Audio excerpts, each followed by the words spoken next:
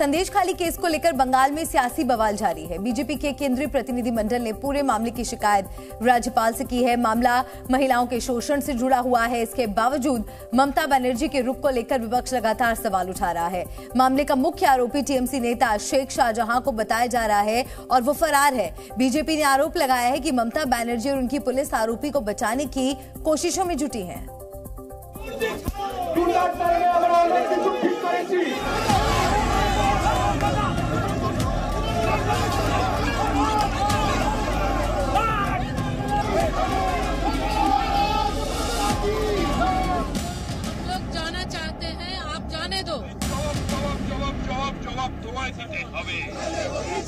कि दिन में आके देखते थे उनके गुंडे किसके घर में कम उम्र की बेटी है, हिंदू महिला को टारगेट करके अत्याचार किया है। जो शेख शाहजहां है उनको प्रोटेक्शन दे रही है उनके गुंडों के द्वारा।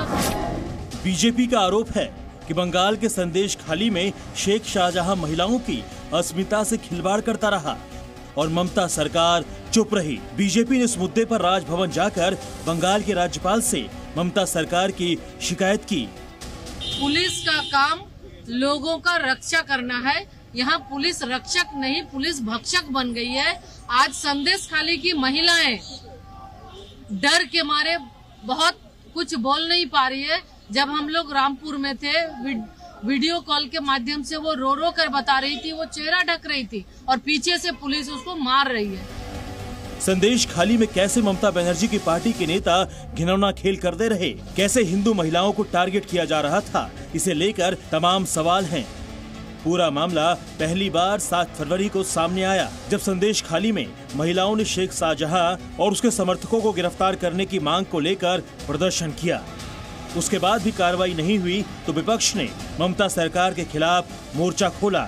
महिलाओं की शिकायत को बिल्कुल तरजीह नहीं दी गई, उनकी बातों को अनदेखा कर दिया गया। जबकि टीएमसी नेता शेख शाहजहां और उसके गुंडों पर रेप, छेड़खानी और उत्पीड़न का गंभीर आरोप है। इतना ही नहीं, जबरन जमीन हड़पने, मनमानी करने और धमकाने के भी आरोप है। उनका एक प्यारा भाई शेख शाहजहां जो तृणमूल का गुंडा है, उसका गुंडे के साथ 500 गुंडा है। हमारी संदेश खाली क्या जो माता है, बहन है, घर घर के जाके दिखता है कौन सुंदर है, कौन सा एज कम है, उसका उठा के लेके जाके उनको प्रताड़ित करता था, उसका संपत्ति को लूट किया, उस हिंदू महिला को टारगेट करके उनको अत्याचार किया है। बीजेपी इस मुद्दे पर पश्चिम बंगाल सरकार पर हमलावर है। सवालों के घेरे में ममता की पुलिस भी है। बड़ा सवाल ये है कि जब महिलाएं आरोप लगा रही हैं तो एक्शन क्यों नहीं लिया जा रहा। पुलिस पर महिलाओं के साथ हो रहे अत्याचार के मामले में चुप्पी साधने का आरोप है। शेख पर अब तक रेप की शिकायत दर्ज नहीं की गई और महिलाओं से मेडिकल रिपोर्ट लाने को कहा गया और उसको रात में मीटिंग के नाम पे बुलाना, उसको जब तक चाहे वो अपने घर पे रखना और उसके बाद वो छोड़ती थी। मैंने ये लगातार इस तरह के अत्याचार हो रहे। आज इन सारे चीजों को वो दबाना चाहती है, ढकना चाहती है कि देश के लोग इसको ना जाने, ममता बनर्जी की सच्चाई को ना जाने कि एक महिला होते हुए महिला के साथ अत्याचार करने के लिए, अनाचार करने के लिए अपने गुंडों को, अपने कार्यकर्ताओं को प्रोवोक करती है। ममता सरकार और उनकी पुलिस दोनों ही सवालों के घेरे में है। मुद्दा भी गंभीर है और आरोप भी संजीदा हैं। मामला महिलाओं से जुड़ा है, इसीलिए सरकार की चुप्पी कई सवाल खड़े कर रही है। The time has come now. You rise. যদি মহিলাদের সাথে এইভাবে ব্যবহার হয়, মহিলাদের সাথে এইভাবে তাদের ইউজ করা হয়, I think এর থেকে ঘৃণনীয় কাজ কিছু হতে পারে। इससे ज़्यादा घिनौने काम कुछ नहीं हो सकता। I understand, but you are with the women. You are playing such kind of games. I mean, it's unbelievable. जिस शेख शाहजहां पर आरोप लगे हैं वो 5 जनवरी से ही फरार है। उसी दिन राशन घोटाले के आरोप में ईडी की टीम पूछताछ के लिए शेख शाहजहां के ठिकानों पर पहुंची थी। तभी भीड़ ने हमला भी कर दिया था। तब से लेकर अब तक शाहजहां कहां गया ये किसी को नहीं मालूम। शाहजहां शेख जिसके ऊपर दर्जनों केसेज हैं, ऑर्गेनाइज क्राइम का गैंग चला रहा है, वांटेड है। जब ईडी ने रेड किया तो उनके जानलेवा हमला हुआ, उसको ममता प्रोटेक्ट कर रही है। उसका हेल्प कर रही है, वो फरार नहीं है। सच का पता लगाने और पीड़ित महिलाओं से मुलाकात करने के लिए बीजेपी का डेलीगेशन संदेश खाली जाने के लिए निकला, लेकिन उसे रामपुर में ही रोक दिया गया। यहाँ पर बीजेपी का जो केंद्रीय प्रतिनिधि मंडल आया है वहाँ उनको यहाँ पर रोक दिया गया है। आप देख सकते हैं कि भारी मात्रा में पुलिस कर्मी यहाँ पे मौजूद है, तैनात है। और ये यहाँ पर जो बीजेपी के केंद्रीय प्रतिनिधि मंडल है, जो यहाँ पर 2 केंद्रीय मंत्री भी हैं, उनको यहाँ पे रोका गया पुलिस की तरफ से। उस संदेश खाली जाने की कोशिश कर रही थी लोग, लेकिन उनको यहाँ पर रोका गया, आगे नहीं जाने दिया जा रहा है। वो पुलिस के साथ वो बात कर रही है और यहाँ पर उनको ये बताया जा रहा है क्योंकि आगे यहाँ से संदेश खाली की तरफ का रास्ता वो लोग बंद करके रखा है, ब्लॉक करके रखा है। और धारा 144 लागू किया गया है 19 जगहों पर संदेश खाली के, इसीलिए वहाँ पे जाएंगे तो लॉ एंड ऑर्डर सिचुएशन खराब हो सकता है। इसीलिए उनको आगे जाने की इजाजत नहीं दिया जा रहा है, उनको यहीं पे रोका गया है। इस डेलीगेशन में 2 केंद्रीय मंत्री अन्नपूर्णा देवी और प्रतिमा भौमिक भी शामिल थीं। इसके अलावा सांसद सुनीता दुग्गल, कविता पाटीदार, संगीता यादव और ब्रिजलाल भी इसका हिस्सा थे। हमें पता है 144 का मतलब, हम 6 लोग हैं जो शांति प्रियता के साथ अंदर जाकर पीड़िता से बात करना चाहते। मुझे लगता है कि यहाँ की ममता गवर्नमेंट चिंतित है कि हम वहाँ जाएंगे तो असलियत उनके सामने आ जाएगी, देश की जनता के सामने आ जाएगी, और इसीलिए इन लोगों ने रोका है। धारा 144 लगाया है, 5 लोग उसमें जा सकते हैं, 5 ही लोग हम जाने की बात कर रहे हैं, नियम के आधार पर जा रहे हैं। लेकिन ये गुंडागर्दी तो उधर से हो रही है, हम लोग तो सभ्य तरीके से जा रहे हैं और इन्हीं के प्रोटेक्शन में जाने की बात कर रहे हैं, तभी भी ये लोग मना कर रहे हैं। सरासर गलत है, गुंडागर्दी है। मामला शिकायत के साथ ही सियासत से भी जुड़ गया। बीजेपी के अलावा कांग्रेस भी इस मुद्दे पर ममता सरकार को घेरने में जुटी है। बंगाल कांग्रेस के अध्यक्ष अधीर रंजन चौधरी को संदेश खाली जाने से रामपुर में रोका गया, जिसके बाद उन्होंने बीजेपी और टीएमसी दोनों पर हमला बोला।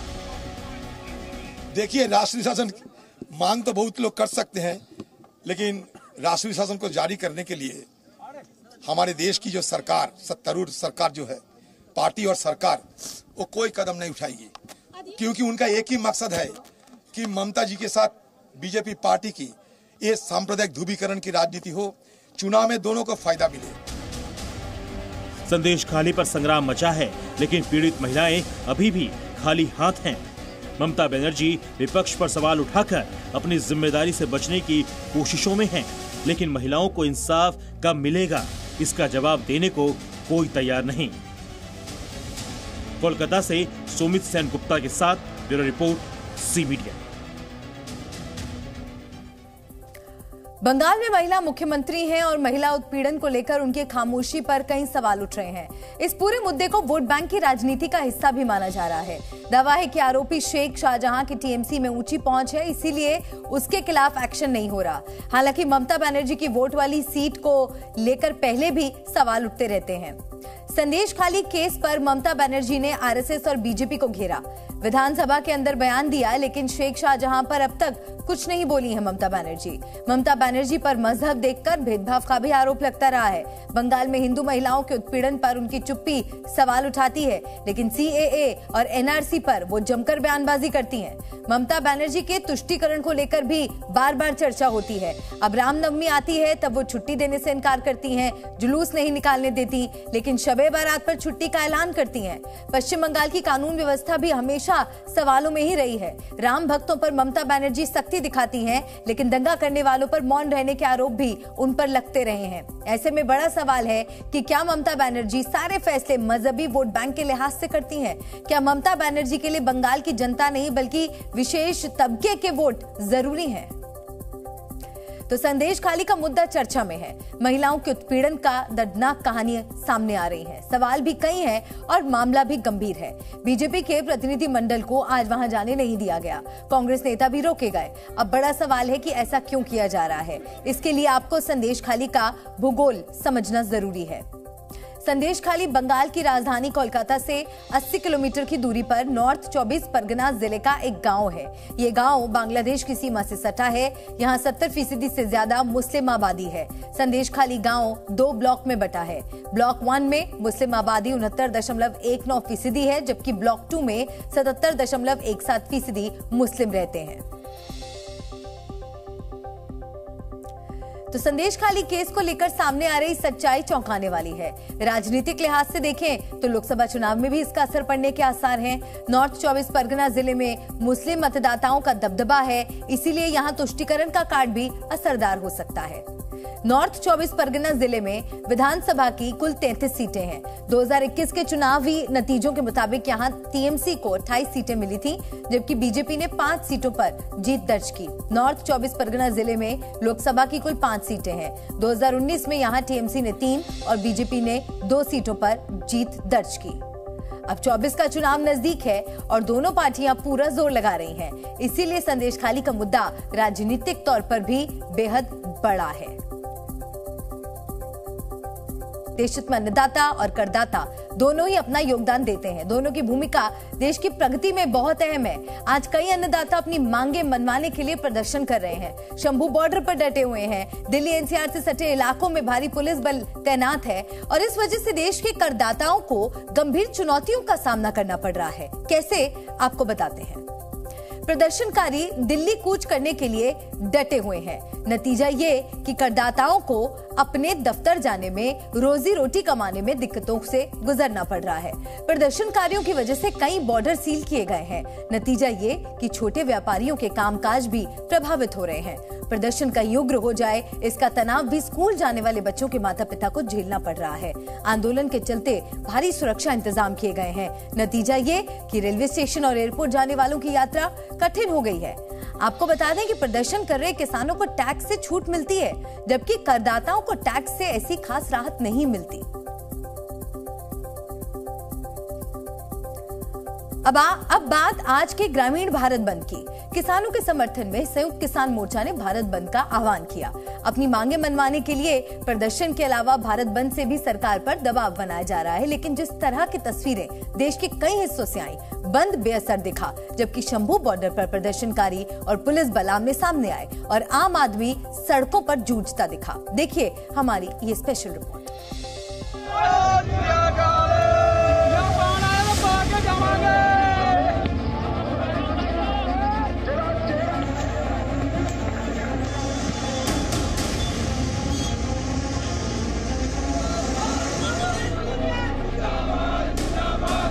देश के अन्नदाता अपनी मांगे मनवाने के लिए प्रदर्शन कर रहे हैं। प्रदर्शन का आज चौथा दिन है। बीती रात सरकार और अन्नदाता के बीच तीसरे दौर की बातचीत भी बेनतीजा रही। लेकिन इस बीच ग्रामीण भारत में बंद का आह्वान किया गया था। आप देख सकते हैं, जहां शंभू बॉर्डर पर प्रदर्शनकारी उग्र होते दिख रहे हैं, वहीं ग्रामीण भारत में बंद बेअसर दिखा। अब आपको एक एक करके वो तस्वीरें दिखाते हैं जिसमें साफ देखा जा सकता है कि क्यों आज का बंद बेअसर दिखाई दिया। मेरठ के मोहिद्दीनपुर शुगर मिल पर ग्रामीण भारत बंद के दौरान गन्ना डालते इस किसान को देखकर अंदाजा लगाया जा सकता है कि अन्नदाता अब भी रोजमर्रा के काम में लगा हुआ है। वहीं हिसार के इस बाजार की तस्वीर देखिए। यहाँ बंद के बीच बाजार खुले हुए हैं।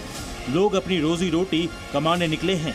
यहाँ लोग कम तो दिख रहे हैं, लेकिन बाजार पूरी तरह खुले रहे।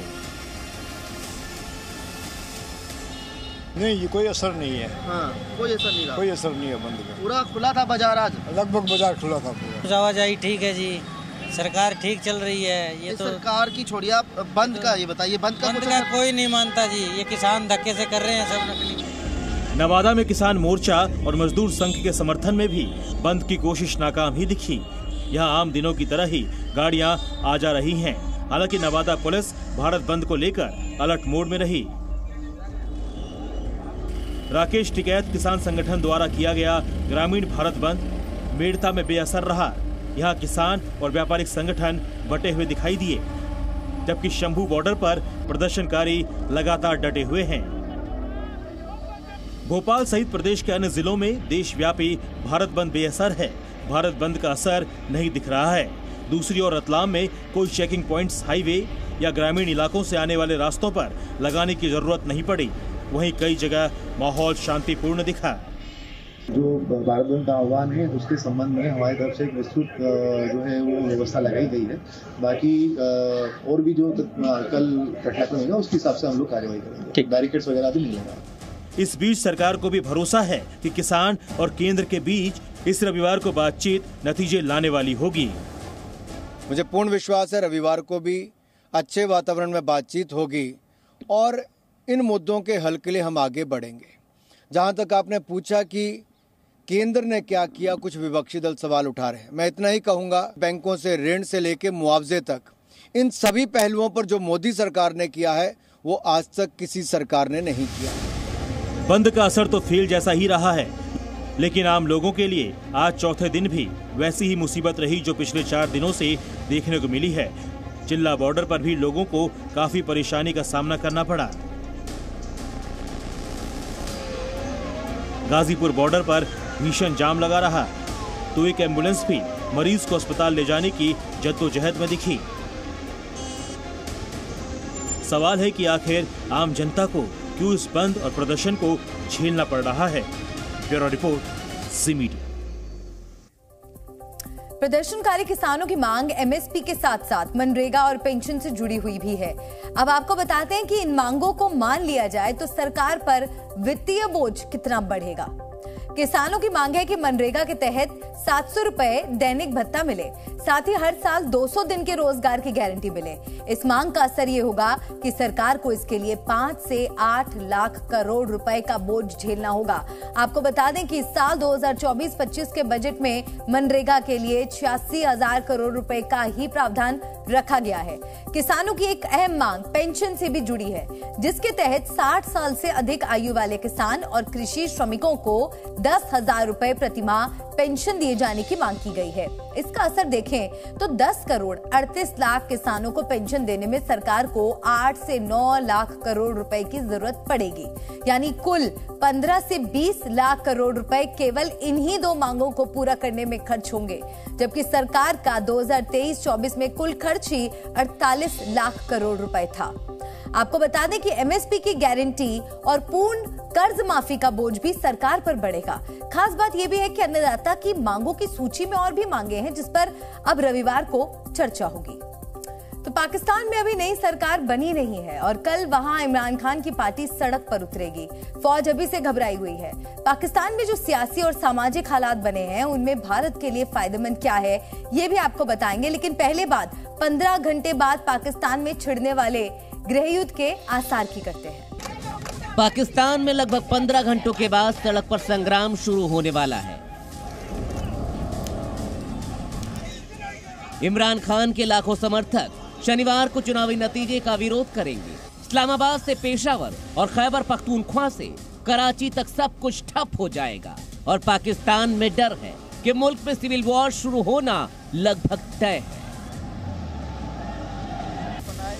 इमरान खान की पार्टी ने 17 फरवरी को शांतिपूर्ण विरोध करने का दावा किया है। पाकिस्तान के कुछ राजनीतिक दल और कट्टरपंथी पार्टियां भी इसमें शामिल होंगी। शांतिपूर्ण विरोध के दावे पर शक की वजह समझने के लिए 9 मई 2023 की तस्वीरें देखिए, जब इमरान खान की गिरफ्तारी के बाद पूरा पाकिस्तान जल उठा था।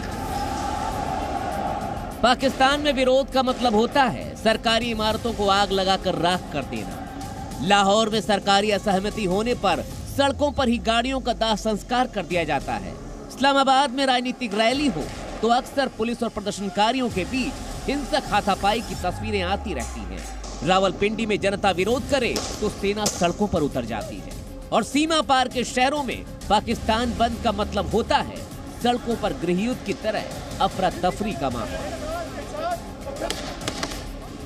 पाकिस्तान में सब कह रहे हैं मुल्क में आग ना लगाना, पर आशंका है कि शनिवार को पाकिस्तान के बुरे दिन शुरू हो जाएंगे। कुछ दिनों पहले ही इसकी भविष्यवाणी भी की गई थी। 8 फरवरी को एक रिपोर्ट आई थी जिसमें बताया गया था पाकिस्तान में जनता और सियासी पार्टियां नतीजों को स्वीकार नहीं करेंगी। चुनाव चाहे कोई भी पार्टी जीते उसे चुनौती दी जाएगी और राजनीतिक स्थिरता नहीं आई तो पाकिस्तान में भारी उथल पुथल जरूर होगा। अब इमरान खान की पार्टी का बयान सुनाते हैं जिसमें दावा किया जा रहा है कि सबसे ज्यादा सीटों पर उन्हें जीत मिली है, इसीलिए किसी और पार्टी या गठबंधन को सरकार बनाने का हक ही नहीं है। शनिवार को पाकिस्तान में कुछ बड़ा होने वाला है। जहां भी प्रोटेस्ट होगा उसमें सेना को निशाने पर लिया जा सकता है। इसकी वजह है पाकिस्तान के नेता मौलाना फजलुर रहमान का नया बयान। इनका दावा है 2022 में इमरान खान की सरकार गिराने के पीछे फौज और खुफिया एजेंसी ISI का हाथ है। मौलाना फजलुर रहमान ने पाकिस्तान के टीवी चैनल पर यह कबूलनामा पेश किया है, जिसने एक नया विवाद शुरू कर दिया। मौलाना फजलुर रहमान ने बयान देकर इमरान खान के लिए जनता के मन में सहानुभूति पैदा कर दी है। इमरान खान समर्थकों के गुस्से की वजह से सरकार गिराने के पीछे फौज का हाथ होना, यानी कल फौज के लिए भी बड़ी मुश्किल हो सकती है। 2022 में इमरान खान के खिलाफ बने गठबंधन के चीफ मौलाना फजलुर रहमान थे, पर इस एक बयान ने उनके और इमरान के बीच सियासी दुश्मनी को दोस्ती में तब्दील कर दिया है। इमरान और मौलाना मानते हैं 8 फरवरी के चुनावों में भी धांधली हुई है। अब दोनों पार्टियों ने चुनाव नतीजों को खारिज कर दिया है। प्रदर्शन करने के लिए भी ये दोनों राजनीतिक दल और उनके कार्यकर्ता एक साथ उतरेंगे और पाकिस्तान में चक्का जाम करके मुल्क को ठप कर देंगे। इस बीच पाकिस्तान में लगातार बयान आ रहे हैं, जिसमें मौलाना फजलुर रहमान के आरोपों को सच बताया गया है। पाकिस्तान में आज की रात रत जगह होने वाला है। नेता से लेकर जनरल तक सबकी नींद उड़ी रहेगी। इमरान खान और मौलाना फजलुर रहमान के समर्थक कल के प्रदर्शन की तैयारियां करेंगी और पाकिस्तानी फौज उनको रोकने की रणनीति बनाएगी। ब्यूरो रिपोर्ट, जी मीडिया। पाकिस्तान में फौज के लिए पहली बुरी खबर कल होने वाला विरोध प्रदर्शन है और दूसरी बुरी खबर आज इस्लामाबाद सुप्रीम कोर्ट से आई है। पाकिस्तानी सुप्रीम कोर्ट की चीफ जस्टिस काजी फैज ईसा ने पाकिस्तान सरकार से कहा है कि वो कोर्ट और देश को ये भरोसा दिलाए कि आर्मी किसी तरह का बिजनेस नहीं करेगी, क्योंकि फौज का काम मुल्क की हिफाजत करना है। असल में पाकिस्तानी सेना 50 तरह के बिजनेस में शामिल है, उनकी 100 कंपनियां हैं, इसलिए फौज से ये मुश्किल सवाल पूछा गया है। पाकिस्तान में सेना खेती, बीमा, शिक्षा, थिएटर और यहां तक कि बैंक्वेट हॉल भी चलाती है और इससे होने वाली कमाई भी अपने ही पास रखती है।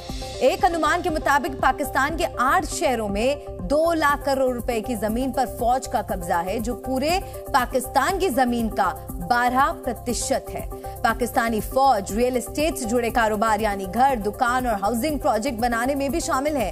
ये काम फौज के जनरल या रिटायर अफसर संभालते हैं। कुल मिलाकर पाकिस्तान के प्राइवेट बिजनेस सेक्टर में फौज की हिस्सेदारी 8 लाख करोड़ रुपए की है, यानी पाकिस्तानी सेना सुरक्षा के अलावा हर तरह के काम में शामिल है।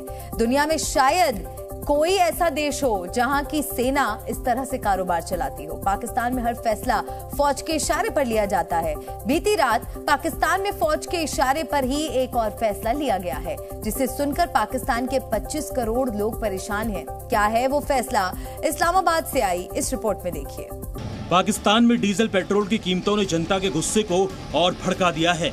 बीती रात पाकिस्तान में अचानक तेल की कीमतें बढ़ा दी गईं और सुबह सुबह पाकिस्तानियों को ये बुरी खबर मिली। पाकिस्तान की आवाम सिर्फ तेल के दाम देखकर हैरान है। कहने के लिए पेट्रोल के दाम सिर्फ 2 रुपए बढ़े हैं, लेकिन जनता इतनी मुश्किलों में है कि एक एक पैसा उन्हें भारी लग रहा है। इस्लामाबाद में इस समय केयरटेकर सरकार है, जिसके वजीर आजम अनवारुल हक काकड़ है। दावा है कि उनकी सरकार अब चंद दिनों की मेहमान है। हालांकि जाते जाते उन्होंने तेल के साथ गैस का मीटर भी तेज कर दिया है। 25 करोड़ पाकिस्तानियों को नई सरकार का इंतजार है। सबको लगता है कि नई सरकार आई तो दाम बढ़ने का सिलसिला थमेगा। हालांकि पाकिस्तानी मीडिया ने इस पूरे मामले पर एक नया खुलासा किया है। कुल मिलाकर देखें तो पाकिस्तानियों के लिए पिछले 24 घंटों से सिर्फ बुरी खबरें आ रही है। पेट्रोल डीजल के दाम बढ़ाए गए, इसकी वजह से कराची स्टॉक एक्सचेंज 900 पॉइंट गिर गया। दावा यह है कि पाकिस्तान को लोन देने वाली एजेंसी IMF के इशारे पर दाम बढ़ाए जा रहे हैं। हालांकि पाकिस्तान में चर्चा है कि पेट्रोल डीजल के दाम तो सिर्फ ट्रेलर हैं, असली पिक्चर तो सरकार बनने के बाद आएगी। ब्यूरो रिपोर्ट, जी मीडिया। जी न्यूज़।